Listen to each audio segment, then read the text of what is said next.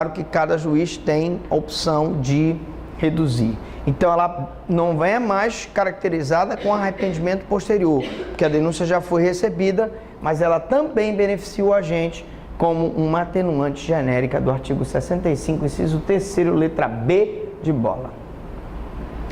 Tá, professor, e a reparação do dano no artigo 74, parágrafo único da Lei 9.099/95?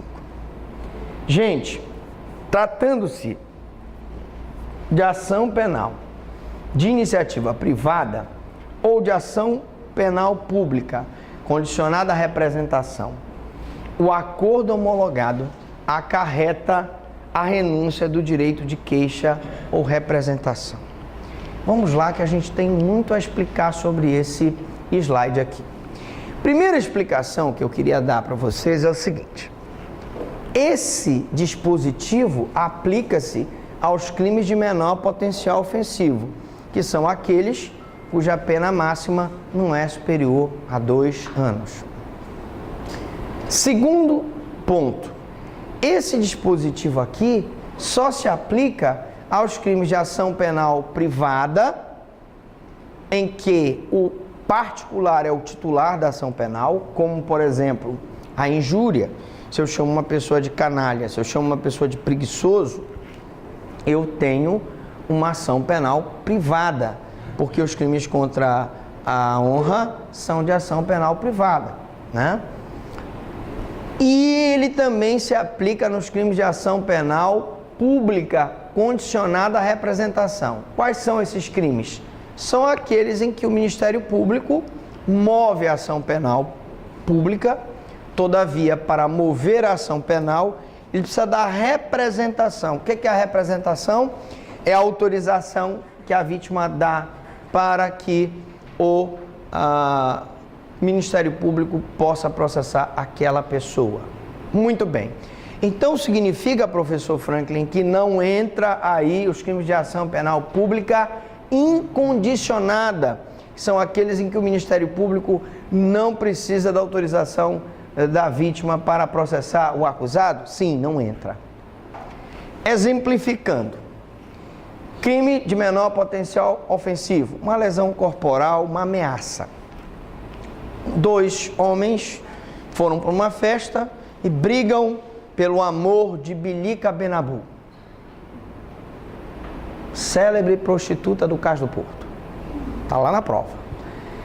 Um lesiona o outro. A lesão corporal simples é uma infração de menor potencial ofensivo. Vai ser feito o TCO e eles vão ser submetidos, TCO, termo circunstanciado de ocorrência, e eles vão ser submetidos a uma audiência de conciliação.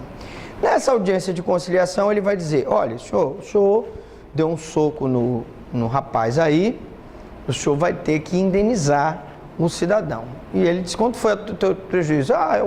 O soco, eu quebrei um dente aqui de fazer uma obturação, foi R$1.000. O senhor paga a indenização dele? Não pago, tudo bem. Esse acordo, num crime de ação penal pública condicionada à representação, ele vai gerar o quê? Homologado pelo juiz, ele acarreta a renúncia ao direito de queixa ou de representação. Ou seja, a vítima não poderá mais processá-lo, porque ele já indenizou a vítima. Agora prestem muita atenção, só vale nos crimes de menor potencial ofensivo, são aqueles cuja pena máxima não é superior a 2 anos, nas ações penais de iniciativa privada e nas ações penais públicas, ou em que haja a necessidade de representação, elas são condicionadas à representação do ofendido. Não vale nos crimes de ação penal pública incondicionada. Exemplificando, nesse mesmo exemplo, se eu tivesse uma violência doméstica praticada por um homem em relação a uma mulher, nós não poderíamos, o acordo dele não gera a renúncia do direito de denúncia, de mover a ação penal pelo Ministério Público, porque a ação penal na violência doméstica é pública incondicionada. Então prestem muita atenção. Nos crimes de menor potencial ofensivo, ação privada, ação pública condicionada à representação, o acordo homologado pelo juiz acarreta a renúncia do direito de queixa ou representação. Vamos agora falar de um outro assunto extremamente importante, que é o crime impossível.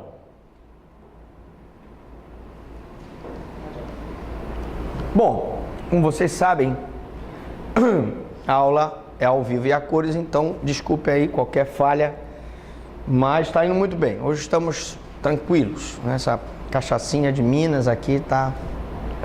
Vamos lá. Também denominada tentativa inidônea, quase crime. Crime impossível pode ser chamado tentativa inidônea ou quase crime. O que é isso? Crime impossível é o comportamento cuja consumação se torna impossível por ineficácia absoluta do meio ou impropriedade absoluta do objeto. Professor Franklin, o senhor poderia nos dar uns exemplos aí de crime impossível? Sim. Primeiro, por ineficácia absoluta do meio. Uma pessoa vai matar, quer matar uma outra pessoa, mas ele vai com um revólver sem balas. Impropriedade absoluta do meio. Não tem como ele matar com tiro uma pessoa se o revólver não tem bala.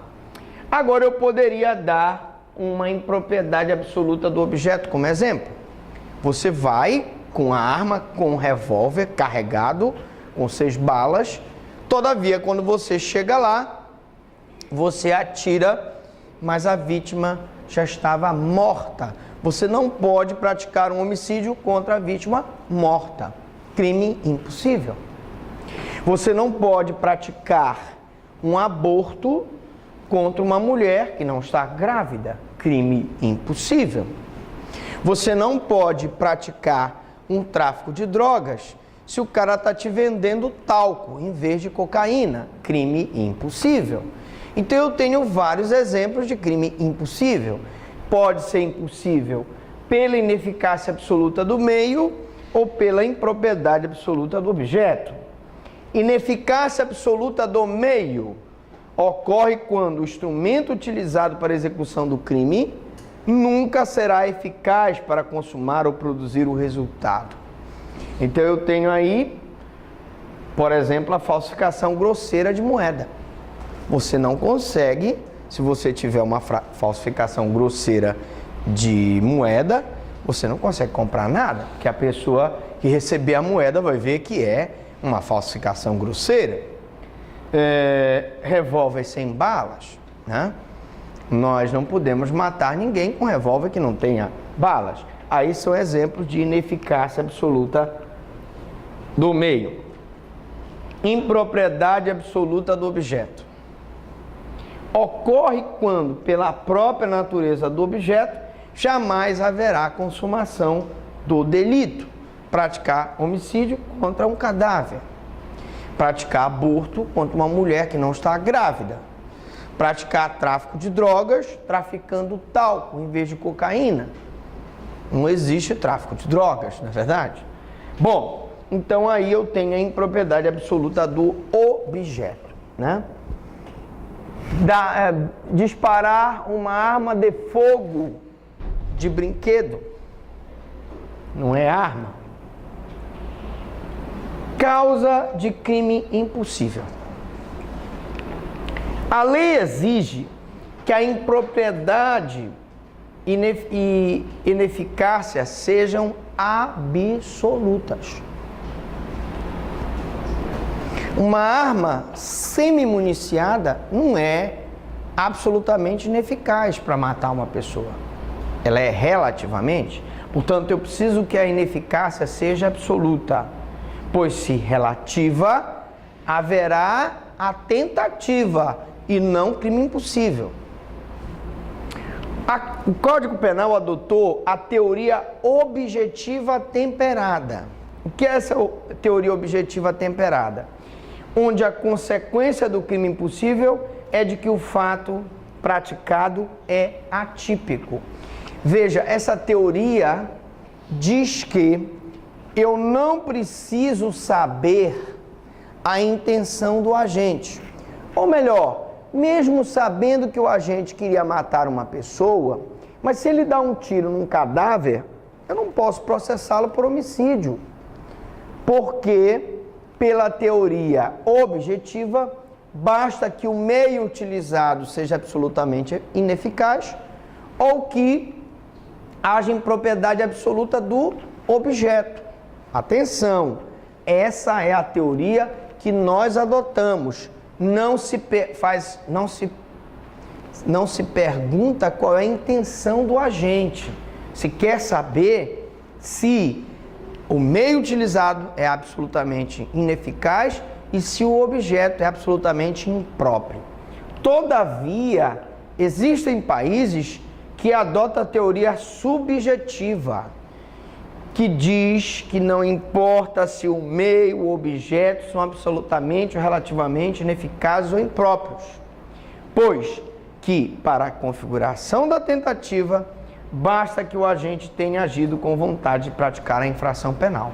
Então, se você atirou num cadáver, para essa teoria, o que vale é a tua intenção. Tu tentaste matar uma pessoa, logo tu responderias pela tentativa de homicídio. Atenção, essa teoria não é adotada no Código Penal. Mas, professor, por que o senhor está mostrando para a gente? Vai que cai uma questão subjetiva num concurso público, você precisa responder, e você sabe que existe a teoria objetiva, que é a teoria adotada pelo Código, e a teoria subjetiva. Crime impossível e súmula 145 do Supremo, que diz o seguinte: não há crime quando a preparação do flagrante pela polícia torna impossível a sua consumação. Aqui eu repito o exemplo que eu dei em aulas anteriores. Eu chego para o nosso amigo e diz: rapaz, olha, eu quero uma droga aí. Diz: não, mas doutor, não tenho. Rapaz, arranja aí. Aí lá ele vai para ali, chega lá na boca, pega uma droga, traz aqui e me oferece. Eu digo: o senhor está preso. Ora, senhores, aí é uma hipótese de flagrante preparado. O Supremo diz na súmula 145 que não há crime quando a preparação do flagrante pela polícia torna impossível a sua consumação.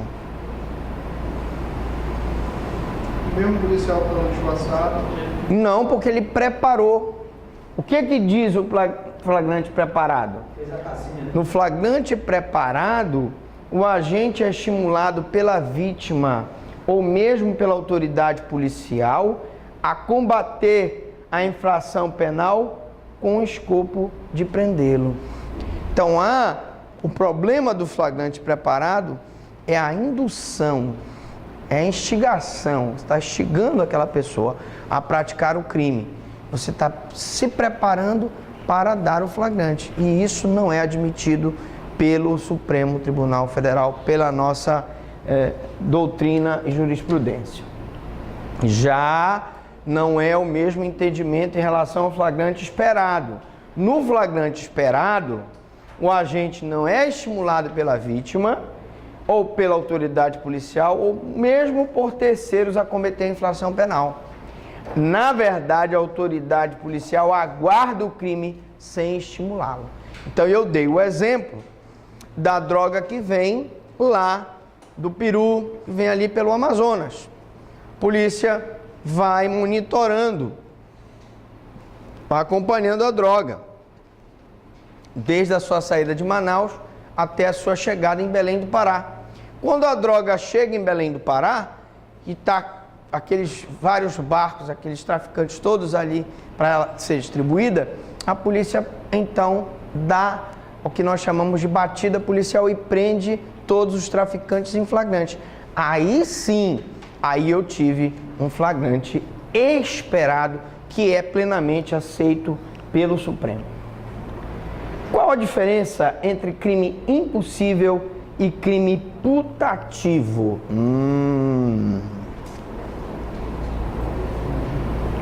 No crime impossível, existe previsão no Código Penal da infração que o agente pretende praticar. O crime impossível é um crime, em tese, possível de ser praticado, só que não pode ser praticado e se torna impossível de ser praticado pela absoluta ineficácia do meio e pela absoluta impropriedade do objeto. Mas, pela absoluta ineficácia do meio ou pela absoluta impropriedade do objeto, é impossível consumar-se o crime. Beleza? Tranquilo? Então, um crime impossível é um crime que pode ser praticado. Já no crime putativo, e aí o nome putativo, repito, vem de putare, que em italiano significa imaginar. O agente almeja praticar uma infração penal que não encontra moldura em nossa legislação. O fato por ele praticado é atípico, é considerado, pois, um indiferente penal. Imagine que eu tivesse o mesmo celular, mesmo teu celular aqui. Eu estou de olho no teu celular. E eu pego o teu celular, que é igual ao meu, vamos fazer aqui. Pego o que eu penso e que eu quero que seja o teu celular, mas eu pego o meu celular, coloco aqui. E saio feliz da vida. Poxa, subtraí o celular de outrem. Lá na frente eu mando olhar, vou dar uma olhadinha. Opa, mas peraí, eu peguei o meu próprio celular, não peguei do outro. Então, gente, não pode haver crime. Não há crime de furto na subtração de coisa própria. Há crime de furto na subtração de coisa alheia. Então, o crime foi um crime putativo. Ficou apenas na minha imaginação de eu ter praticado um crime. Tá bom? Essa é a diferença entre crime putativo e o crime impossível. Agravação pelo resultado. Artigo 19 do Código Penal. Pelo resultado que agrava especialmente a pena, só responde o agente que houver causado ao menos culposamente. Meus amigos, difícil. Mas eu já dei esse exemplo aqui. Vou refrescar a memória. Lembram da história que eu contei? Que existiam 3 bandidos. Um era o motorista do carro. Eles foram na casa, lá em Cabrobró, no Ceará. Era não? Não é não? Cabrobró não é no Ceará. Ah, não é. Onde é que fica? Então vou botar no Ceará lá. Juazeiro. Não, Juazeiro não. Eu quero lá no Ubajara. Eu gostei de Ubajara. Lá. Tinha uma namorada lá de Ubajara, eu vou para lá, para Ubajara. Bom, aí o Sarenço, é Sarenço, né? Quem nasce lá é Sarenço. O Cearenço velho lá, tá no carro, e ele vira para os outros dois e diz: olha, rapaz, tô vendo essa luz acesa aí. É uma lamparinazinha. Candeeiro. Se tem gente acordada aí, vocês vão entrar, o cara vai ver vocês roubando, vai reagir, vocês vão matar o cara. Eu não quero participar de crime mais grave. Eu vim aqui só para tirar os bens, não quero que mate ninguém, não quero participar dessa história. Mesmo assim, os dois, caba da peste, entendeu? Comedor de rapadura e doce de buriti. Vão lá. Dito e feito, quando eles entram, o cara tá acordado, reage, pá, dá o tiro. Só vê eles correndo com os bens. Bora dar fuga, e os caras vão embora. Prestem atenção. Pelo resultado que agrava especialmente a pena, só responde o agente que houver causado ao menos culposamente. Só vai responder, gente, pelo latrocínio, os 2 agentes que mataram a vítima. O cara que estava no carro, que quis participar de crime menos grave, será imputada a ele a pena do crime menos grave, aumentada da metade se era previsível o crime mais grave. Lembra do que eu falei na aula passada? Consumação em tentativa 2. O pessoal diz: professor, mas as suas aulas parecem Crime de terror, parte 1, parte 2, parte 3. Daqui a pouco tá igual o Rocky Balboa, parte 1, 2, 3, 4, 5, 6, mas enfim. Ora, nesse ponto da nossa história, eu ressalto para vocês o seguinte: tanto se os dois agentes que entraram para subtrair os bens da vítima e a mataram, se eles agissem com dolo, com a intenção de matar, como se eles agissem com culpa, imaginemos que o cearense entrou já meio amedrontado. Às vezes eles entram drogado, né? Já estava com a arma meio, né, tremendo assim. E quando ele viu o cara, se assustou e disparou sem intenção. E a arma disparou, né, acertou na vítima e a vítima morre. Mesmo que ele tenha, ao menos culposamente, gerado o resultado, ele responde pelo resultado. Vocês estão entendendo? Então, pelo resultado que agrava especialmente a pena, só responde o agente que houver causado, ao menos culposamente. Lógico que o que ficou no carro, que queria participar de crime menos grave, aí ele será imputado o crime menos grave, sempre diminuída a pena, ou aumentada a pena da metade, será previsível o resultado mais grave. Requisitos então: resultado agravador somente pode ser imputado quando resultante de dolo, se eles queriam matar a vítima, ou de culpa, se a arma disparou acidentalmente. Importa verificar se o resultado era ao menos previsível. E claro que se a luz lá do banheiro estava acesa, se tinha uma luz acesa, se inclusive o motorista avisou que a vítima podia acordar e reagir, lógico, evidente que nós poderíamos ter aí um crime anunciado. Bom, crime qualificado pelo resultado. É quando a gente atua com dolo na conduta e dolo quanto ao resultado qualificador. Ou quando a gente atua com dolo na conduta e culpa quanto ao resultado qualificador. Aqui eu queria dar o exemplo do filme O Livro de Eli. Vocês já viram?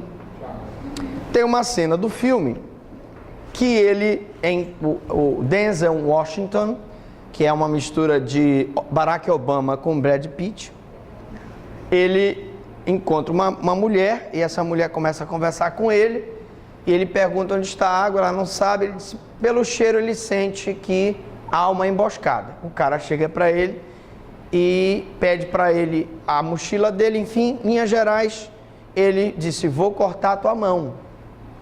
Tá com uma faca bem amoladinha. E ele não conta conversa não, tchá, corta a mão do cara. Aquela faca ele comprou lá em Sobral. Aquela faca amolada, né? Foi lá em Sobral, nas pedras de Sobral lá. Por bem. Aí, meu amigo, os caras vão pra cima dele. Ele mata um por um. Depois que ele mata os comparsas do cara, ele pega o cara e termina o serviço esfaqueando o cara. Bom, nesse primeiro ponto, eu diria que o agente, na primeira conduta de cortar a mão do cidadão, agiu com dolo. E na segunda conduta de matá-lo, também agiu com dolo.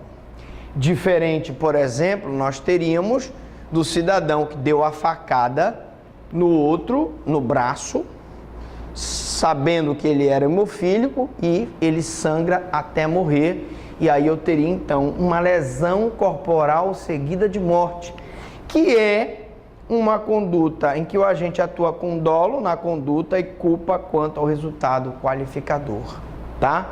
Um exemplo aqui é o artigo 129, parágrafo 2º, inciso 3º, que é justamente a perda ou inutilização de membro ou sentido função, que eu dei o exemplo do filme O Livro de Eli, quando o Denzel Washington corta a mão do cidadão e depois o esfaqueia.